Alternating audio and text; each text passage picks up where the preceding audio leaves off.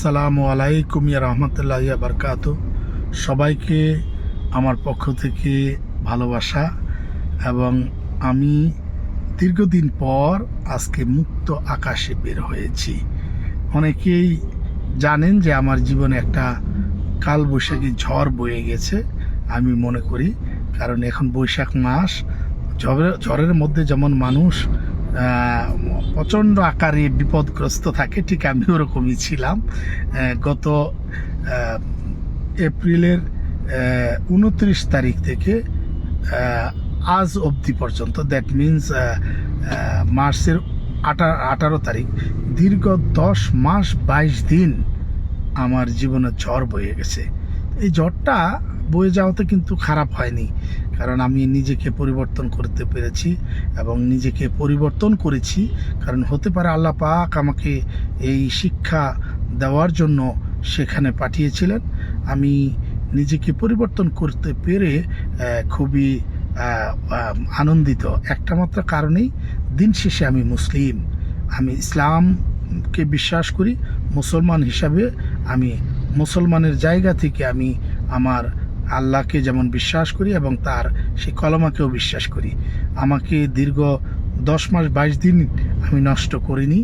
আমি ঠিক সেখানে গিয়ে আল কোরআনের আলোতে আমি আলোকিত হয়েছি এবং 5 ওয়াক্ত নামাজ, তাহাজ্জুদের নামাজ থেকে শুরু করে অন্যান্য সকল নামাজ আদায় করার তৌফিক হয়েছে। এবং আমাকে সেখানে গিয়ে অনেকেই ভেবেছিল যে আমি বোধহয় আমি লস করে আসবো, কিন্তু আমি লস করার মতো মানুষ নই।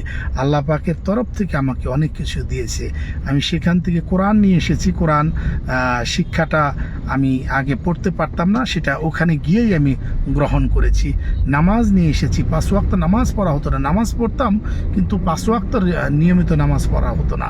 এখন নিয়মিত 5 ওয়াক্ত নামাজ পড়ি এবং ইসলামের জায়গায় চলার চেষ্টা করি, এবং সেটাই হওয়া উচিত। আমি মনে করি অনেকে এই পরিবর্তন দেখে ভাববে যে হ্যাঁ, সিদ্দিকুর রহমানের অনেক শিক্ষা হয়েছে ওখানে গিয়ে। আমি সেখানে যে আমার জায়গা, যে জায়গাটা আপনারা আমাকে যেভাবে চিনেন, সেই জায়গাটাকেও ফিল করেছি। এখানে গিয়ে কিছু মানুষের বিষয় আমি খেয়াল করেছি যে 30 থেকে 35% লোক আছে যারা কিনা ওখানে রয়েছে, তাদের কোনো দোষ নেই। আমি এই মানুষগুলোর জন্য আমি সিরজায় গিয়ে দোয়া করি আল্লাহ পাক তাদেরকে ওখান থেকে মুক্তি দিক এবং তারা সঠিক পথে চলে আসুক। শুধু তারা নয়, আমাদের দেশের বর্তমানে যারা আছেন, যারা সত্যিকার অর্থেই আল্লাহকে বিশ্বাস করেন, ইসলাম ধর্মকে গ্রহণ করেছেন, আসুন না 5 ওয়াক্ত নামাজ এবং কোরআন, প্রতিদিন কোরআন শিক্ষায় আমরা মনোযোগী হই। দিন শেষে কিন্তু আমাদের ঠিকানা ওই উপরে, ওই জায়গাটাই যেতে হবে। অতএব আমি মনে করি যে আপনি যদি সত্যিকার অর্থে রাসূলের প্রেমে পড়েন, আল্লাহ পাকের জায়গা থেকে চিন্তা করেন, তাহলে অবশ্যই আমাদের নামাজ ছাড়া যাবে না এবং কোরআন তালাওয়াত করতে হবে। তাহলেই আপনি সত্যিকার অর্থে সুন্দর জীবনযাপন করতে পারবেন। আমি দেশবাসীর কাছে দোয়া চাইব যে আল্লাহ পাক আমাকে যেহেতু ওখান থেকে হেদায়েত দান করে আমাকে নিয়ে এসেছে, সেই জায়গা থেকে যেন আমি সেটা পালন করতে পারি এবং আমার জন্য সবাই দোয়া করবেন। আমি কখনো অন্যায়ের পক্ষে কাজ করিনি, ন্যায়ের পক্ষে কাজ করি। ন্যায়ের পক্ষে কাজ যেন করতে পারি।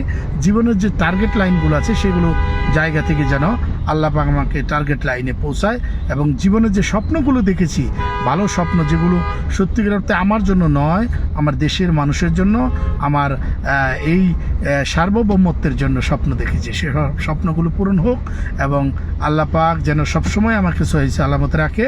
এবং যারা আমি যাদের জন্য শিক্ষালয়ে গিয়েছিলাম, আমি সেটাকে শিক্ষালয় বলি, তাদের জন্য আমি সিজদায় পড়ে দোয়া করি যে আল্লাহ পাক তাদেরকে হেদায়েত দান করুক, তাদেরকে ক্ষমা করুক।